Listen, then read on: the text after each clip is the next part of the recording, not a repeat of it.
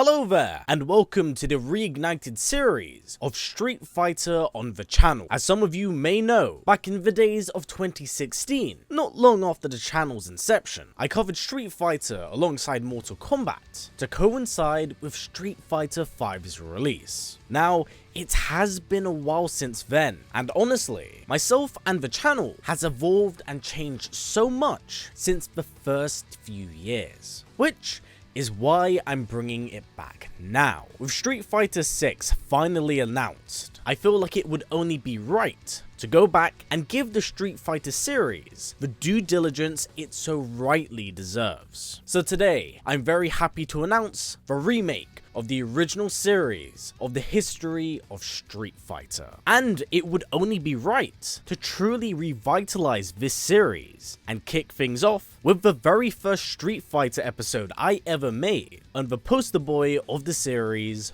Ryu. Now, just to clarify, I will be focusing on Ryu and Ryu's journey alone in this video. Whilst I enjoy spin-offs of the character, like Kage and Evil Ryu, God, he's so cool! I would largely consider them their own separate entities. And so, in the future, I believe deserve their own videos, where I can dive into what Capcom have made of those specific characters, as they are a very fun contrast to Ryu's tale. But before we do begin, guys, as always, I would super appreciate it if we first could get this video to about 500 likes. It's honestly a fantastic way of not only helping this video, but this channel out as a whole. And with Street Fighter returning to the channel, it would be a great start for this series' return. So without any further ado, let's begin, shall we? Now, to understand Ryu, we must go to the very start of his story, far before the events of the first game. At a very young age, the extremely young Ryu would tragically be orphaned by his parents. The reasons to this very day are currently left unknown and haven't truly been explored within the main canon. So, left for dead, Ryu's fate seemed to have been sealed. But call it chance or fate, Ryu would be found by an elderly gentleman and martial arts monk known as Gouken. Seeing the abandoned child, Gouken would take and adopt the young boy, believing that his life was precious and that every person deserves the same chance at life, as he sees it as sacred. Now, from what you can tell with Gouken, is that he was a generous man, old and stoic in his ways, mind you, but he was one that did have a kind heart. As the years passed by, with Ryu living under his roof, the two developed a father-son relationship.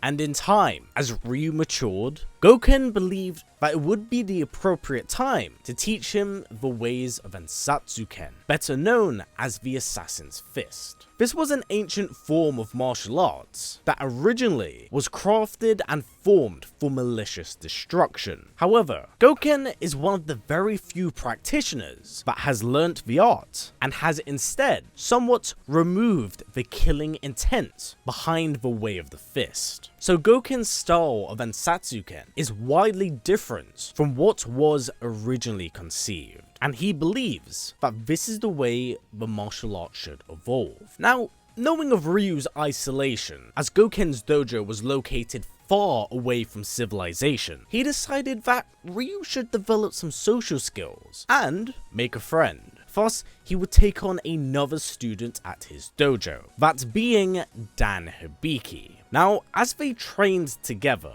Ryu showed a lot of promise early on in his training, displaying skills that very well defined him as a prodigy. Dan, on the other hand, struggled in his teachings, to which he would then later be sent home, as the elderly monk would later learn that Dan wished to use these skills for nothing more than revenge. Now, Dan wasn't Ryu's only training partner, because in the following months, Gouken would take on yet another student, Ken Masters. And this is where the contrast between Ryu and Ken would really surface. Because Ryu grew up in poverty, he essentially grew up with nothing, and the young Ken here was nothing more than a spoilt arrogant child, soaked in the wealth of his family. So, at first, there was most definitely friction between the two. I mean, Ken was even sent to Japan by his father, because even his family believed that he should learn some humility. So,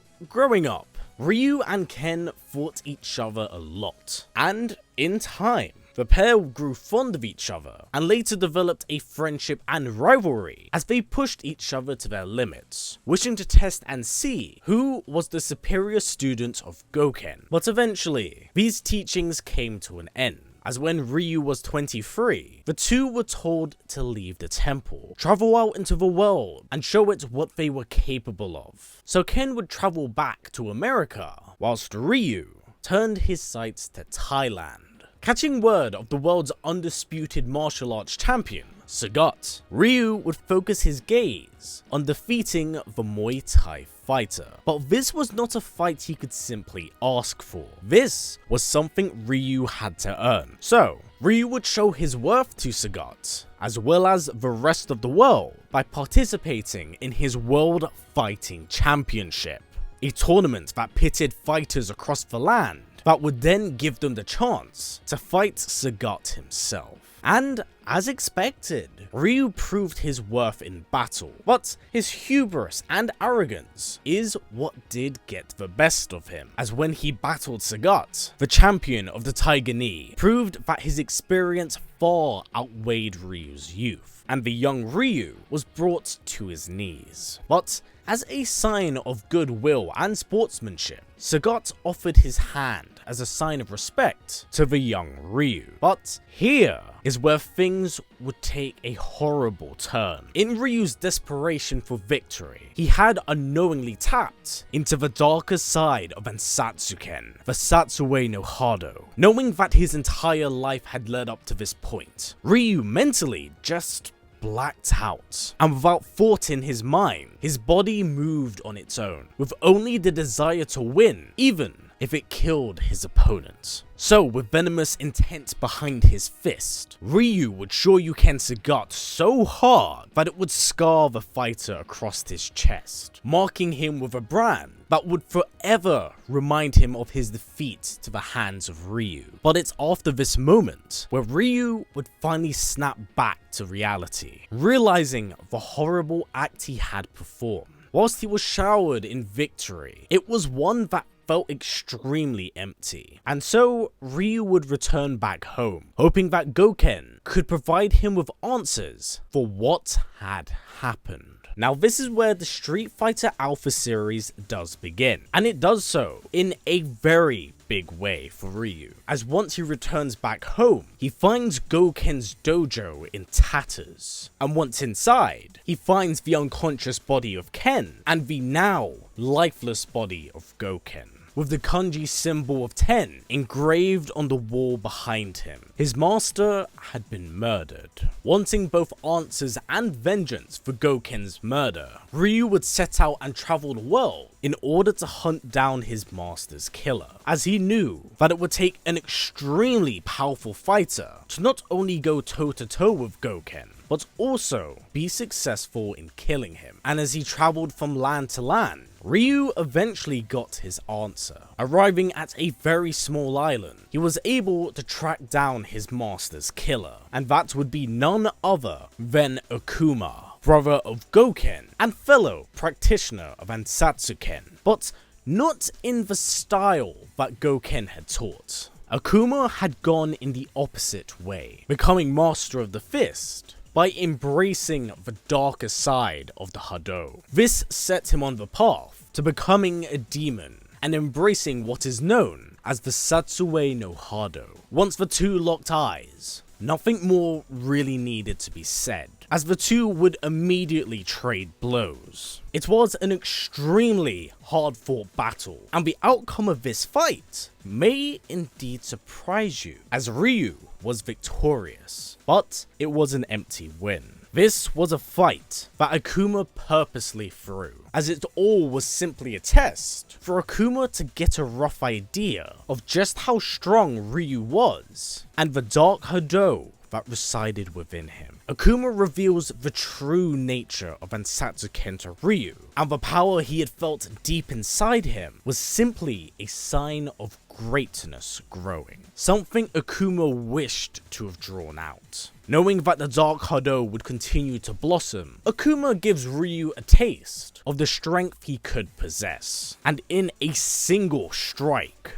destroys the entire island beneath their feet in a single blow. And this is something that would actually shatter Ryu's fighting spirit for a very long time, as when Ryu would rendezvous with Ken and the two would spar, Ken would notice that not all of Ryu's thoughts were there, and thus he loses their fight. But to keep his fighting spirit alive, Ken would hand him his headband, a symbol of not only their friendship, but a sign of the desire to grow stronger together. And this is a memory and memento that would stick with Ryu going forth. Although there was still doubt in his heart, his spirits would be lifted when he came across a young girl by the name of Sakura. With his rise to fame, the young Sakura was basically a giant fangirl of Ryu, so much so that she insisted he takes her on as his student. But still spry himself,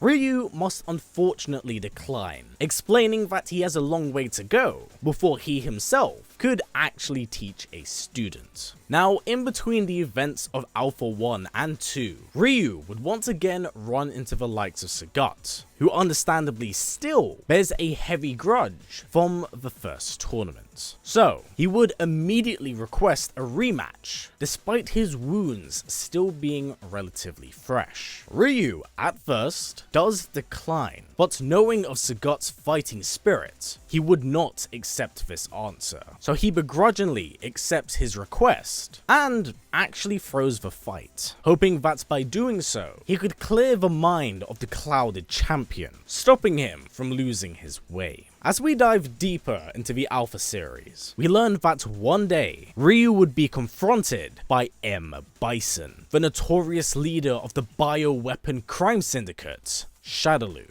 bearing interest in his abilities and the powers they possess, as he wishes to either control or harness them. Bison would attack Ryu, and unprepared for this fight, Ryu would be defeated by the dictator, as he was still lost in his own thoughts. And it's here where Ryu would truly be tested. Restrained in the Shadaloo facility, he would go under egregious amounts of torture by Bison's psycho power, as Bison wished to harness the Dark Hado within them, believing that it was a key for him to obtain greater power. But before his plan could proceed, his facility would be stormed by the likes of Ken, Sagat, and Sakura. But they arrived a bit too late, as Ryu was forced to fight his friends as a mere puppet of Bison. But when confronted by Sagat, he's able to snap out of his mind control, and it's during this time where he must fight Ken, as Bison was also successful in turning Ken. So Ryu's hand is forced, and he defeats Ken before eventually turning his sights to Bison. The two clash, and Ryu finally decides to let loose, tapping into the Dark Hado to even the playing field with Bison. And the arrogance of the Shadaloo leader proves to be his downfall, as he severely underestimates the fighting capabilities of Ryu. In a single Metsu Shoryuken, Bison is defeated, being left in a critical condition. After this, Ryu and his allies escape the facility, as it is taken down by Cammy, Chun-Li, and Guile. So Bison would be defeated, but this would not last for long. During the events of Street Fighter 2, Bison is resurrected from the dead, courtesy of his scientists in Shadaloo, and having not forgotten those responsible for his downfall, he organizes a new World Warrior tournament, specifically inviting those that were involved in the Alpha series. So, as expected,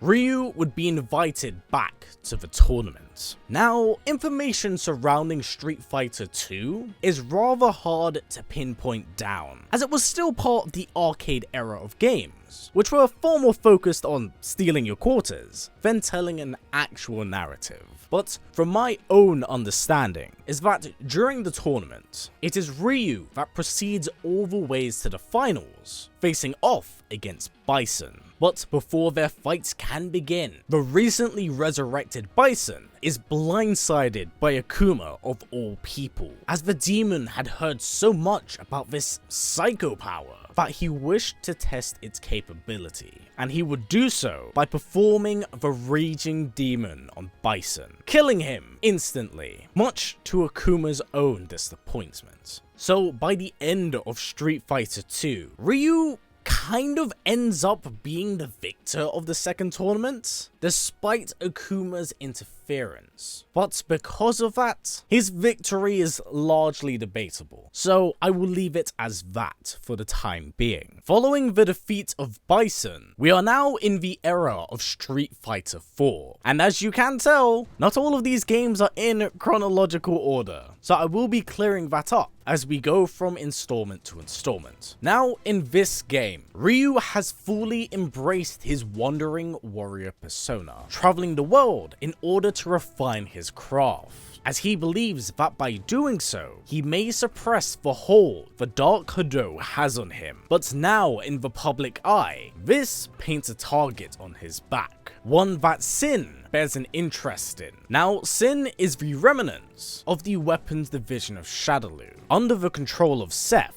they are looking to harness the strength of the world's strongest fighters. And knowing of Bison's interest in the Dark Hado, Seth believes that this is what they need in order to reach the next level. So, Sin would send the spy C-Viper to draw out Ryu's inner strength. During their fight, Viper is purposely trying to aggravate Ryu, but it is Cammy here who briefly halts him in his step. It is only until she is incapacitated where Ryu finally snaps. In a blind rage, Ryu phases out once more, and the Dark Hado takes control, unleashing a rampage on not only Viper, but the Sin agents studying him. He nearly kills everyone on sight, until he is halted in his rage by Sakura and Ken, once again stunned at how much more aggressive the Dark Hado's grip has grown on him. But he knows he cannot stop,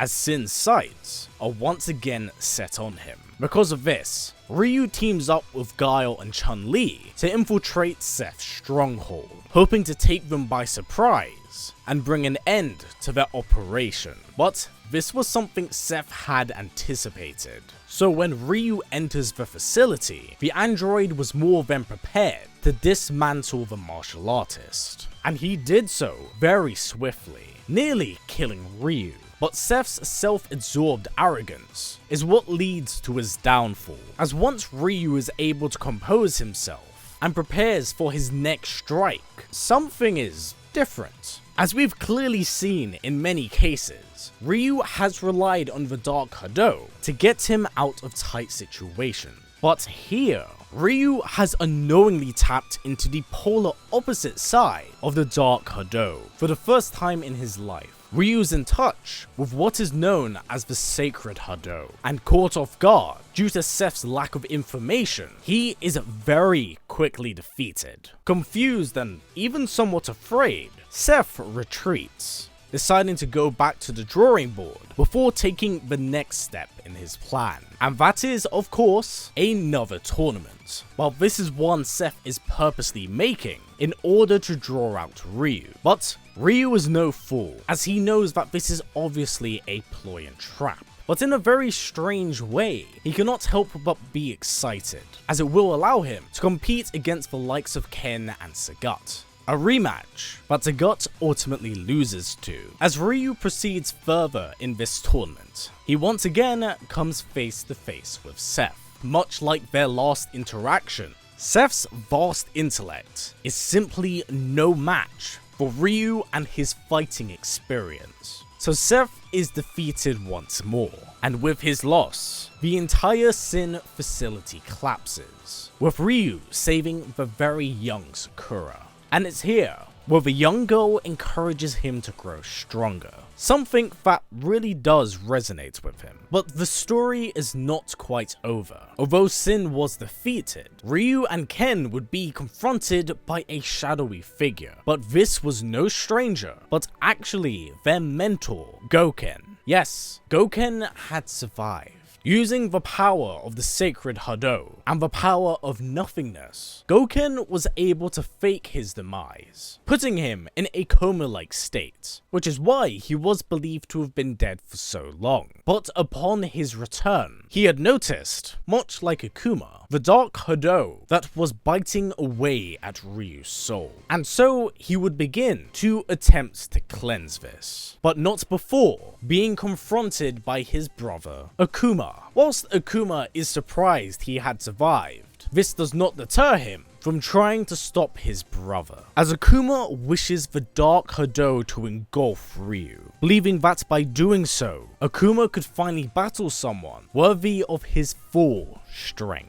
So Akuma would challenge his brother, saying that the victor would be the one to decide the fate of Ryu. And whilst it's never truly revealed, because we do end up cutting away, it is believed that it either ended in a draw or that Gouken was victorious, as he would go on to cleanse the dark Hado from Ryu's soul, but not entirely. So this now brings us up to the current installment of Street Fighter V, taking place after the events of 4 and just before 3. At the start of this game, despite being cleansed by Gouken, the dark Hado within Ryu has only grown more vicious, to the point where even in sparring matches, he would just lash out in rage. And this actually deters him, as he becomes afraid of his own actions, never knowing when he will lose control of himself. But once he meets Rashid, he finds a form of enjoyment in their sparring, something he hadn't felt in a very long time. Ryu would then later go on to meet up with Ken, needing some form of reassurance, as Ryu himself felt like he was at a tipping point, and that he wasn't so far away from slipping off the edge. And if he were to do so, he had Ken promise him that if he ever lost control, it would be he that stopped him. As Ryu continues his travels, looking for ways to cleanse the dark Hado, once in China, it's here where he would see not only the return of Shadowloo, but one Charlie Nash, one who looked barely alive. But the sudden appearance of Nash triggers the dark Hado, and the two battle it out. This fight ends in a standstill once Ryu is able to gain control, apologizing to Nash for his uncontrolled outburst. It's worth pointing out and mentioning that Ryu actually appears in a variety of different prologues before and after the events of Shadow's fall, but they are mostly designed to fill out battles for characters, like Rashid's and Laura's. Thus, he doesn't really play a large role outside of his main story here. Talking of a Shadow's fall, this now brings us on to Street Fighter V's story mode. Desperate to rid himself of the dark Hado, Ryu eventually reaches out to Dhalsim, hoping that he may have some insight on cleansing his soul. And after a brief spar, Dhalsim is able to pinpoint where Ryu has been going wrong. He tells him the more that he suppresses it, the more it will become a part of him. Ryu must embrace the darker side to become at peace with who he is. But before Dhalsim can really help Ryu, they would be attacked by the ancient harvester of souls, Necalli. Sensing the end of the world was near, he would attack Ryu to test his capabilities. And Ryu, once again, nearly loses control. But once Dhalsim steps in, he is able to reel in the dark Hado, the first sign that he may in fact be getting some control over it. As this happens, the sun would be eclipsed by a black moon, a sign that Shadowloo is up to no good once more. With Necalli disappearing shortly, Ryu must once again team up the likes of Ken and Chun-Li to storm the Shadowloo base, where he confronts Bison for the very last time. And after remembering every lesson taught, every bit of advice told, and every bit of knowledge bestowed upon him, Ryu not only regains confidence in his fist, but finally gains inner peace. Knowing what he must do, Ryu is able to harness the sacred Hado within him and hits Bison with a Hadouken so strong that it eviscerates the dictator once and for all. So Shadaloo finally falls, and Ryu is able to move on, as Ryu is finally able to spar a grown-up Sakura, and does lose to her. Impressed by her skill and dedication, Ryu cannot help but feel proud, as she has grown so much since they first met. And what reinvigorates his fighting spirit is when he next sees Ken, having sorely missed their time to interact. They do so in the only way they could understand, in battle, and it's here where Ken comes to see and learn of Ryu's cleared mind. He cannot help but feel pleased for his friend, as he gracefully loses to Ryu. The two then bump fists before they once again do part ways. But it's not over just yet, as not long after this sparring match, Ryu would be confronted by Akuma. Having sensed the Dark Hado gone, the frustrated Akuma challenges him to combat, wanting to see this new power within Ryu. And it's here where Ryu does lose, but he is left smiling in defeat. Something that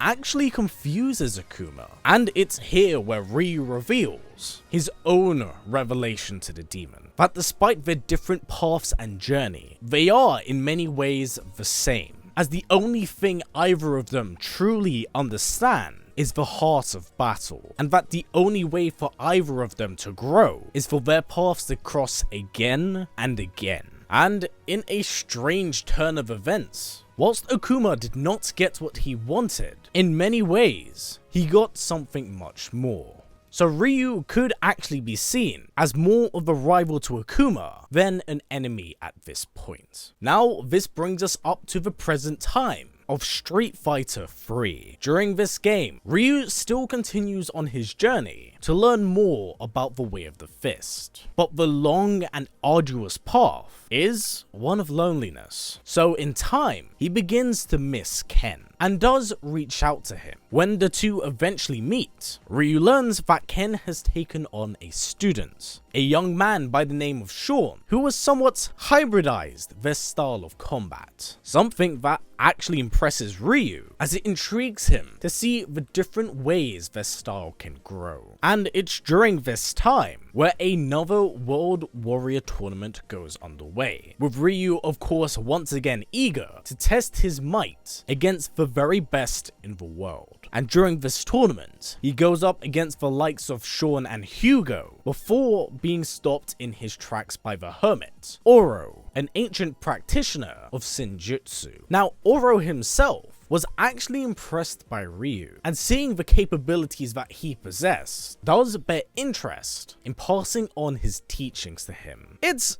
debatable on how much of this is truly canon, as well, we haven't had a sequel in 23 years. But even so, Ryu's quest for strength would align with Oro's desires to pass on his Senjutsu teachings. A year would pass by following the events of the tournament, and since then, Ryu has only grown stronger, defeating Ken once again in another one of their sparring matches. But much to his surprise, he would be approached by Alex, the victor of the third World Warrior tournament. Having heard of his legend, Alex wishes to test his own skills against Ryu to see how he compares. And it's a very quick bout, as Ryu is able to read every single one of Alex's movements before defeating him. But in his loss, Ryu tells Alex to take this as a lesson, an opportunity to learn and grow as a fighter, so he can grow stronger in their next meeting. And, well, it's here where Ryu's story ends, as he learns of inner peace and the power of the sacred Hado. After years and installments of his own internal conflicts, Ryu is finally able to go on with a clear mind, and with his master, his best friend, and even enemy turned rival by his side, Ryu is destined to become something truly special in the Street Fighter universe. But for now, this has been it for me. I hope you've enjoyed this in-depth, detailed breakdown of Ryu's history. I wasn't joking when I said I wanted to remake this video from the ground up. And I hope that by doing so, it's giving you all a better understanding of Ryu as a character. He's iconic to the face of the fighting game genre, as the Street Fighter series itself helped define the genre of games, separating it from its Final Fight counterpart. It is truly a legend in the gaming industry that helped pave way to a much larger foundation of the genre itself. It is the grandfather of all fighting games. And whilst it did lose its way for a while, Street Fighter 6 seems to be where the series is being set back on the right tracks. So with the series now revitalized, I can't help but be excited to see what Capcom are finally bringing to the table after so long. As many people, including myself, are desperate for a sequel to Street Fighter Third Strike. The future is looking very promising. With that being said, guys, that's been it for me. This has been a lot of fun, and there's plenty more Street Fighter content coming your way. So until the next one, everybody, stay strong, stay well, and keep on fighting.